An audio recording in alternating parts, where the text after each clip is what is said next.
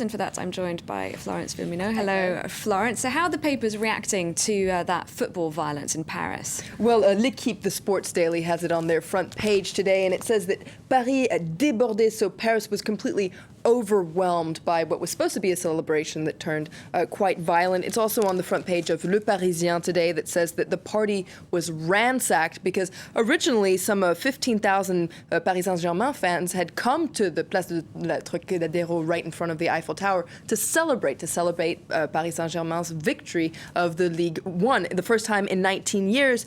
But unfortunately, a small group of what is known as des ultras, so more extreme fans, clashed with police. And Aujourd'hui en France Inside goes into more detail. 30 people were injured. There was all sorts of damage done to restaurants. Some cars were burned, etc. And in fact, Aujourd'hui en France interviews some fans who say that they're really upset that such a small group of people managed to ruin the party for everybody, really. Now, the Paris police chief has said that the club can no longer celebrate in the streets of Paris because of this. But Le Figaro points out that some critics say that the real problem is that there weren't enough police officers. And Le Figaro says the return of hooligans to the streets of Paris shows that the police did not anticipate the situation well. Manuel Valls, the interior minister, has drawn a lot of criticism for what people say was an amateurish way of preparing this event, says that he was really underprepared.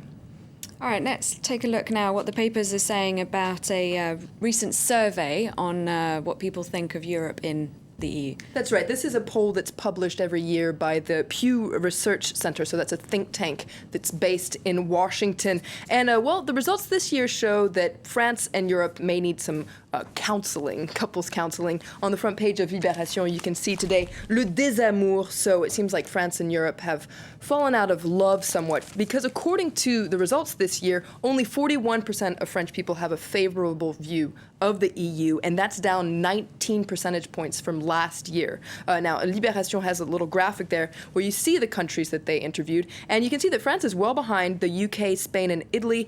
Germany has about a 60% approval rating, but the most Europhile country of all is Poland, and they have a 68% approval rating. But the article points out that something that could be a little paradoxical is the fact that while a lot of EU countries want to reject the EU itself, they're quite attached to the euro, especially countries like France and southern European countries like Greece, Italy, and Spain, countries that a lot of people say have suffered because of the euro. But 63% of French people, for instance, say that they want to keep the euro. Libération interviews an economist to find out just why this seems like a paradox. And she says, well, people tend to prefer a known demon to the unknown.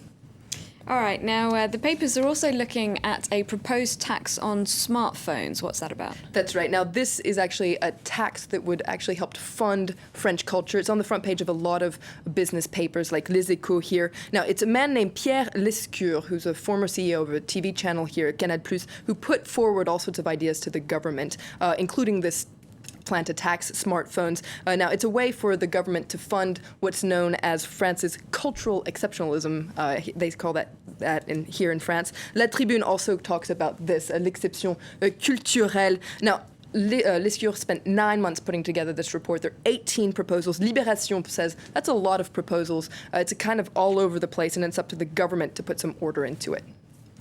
And lastly, I'm very intrigued by this. Libération is looking at sexism in maths. That's right. They say it's not mathematics, it's Mathe-macho, because here in France, girls tend to, well, not study sciences so much as boys do. In fact, only 30% of engineer students are women. Libération says that a lot of that actually has to do with school books, school manuals that tend to be sexist themselves. For instance, in maths exercises, the people that are used in the exercise, like John runs 30 kilometers, whatever, it tends to be not women, men. And also, it's not just a problem in science, it's also a problem in history also.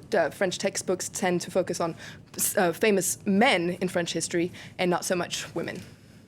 All right, thank you very much indeed, Florence, for taking us through the French papers. You're watching live from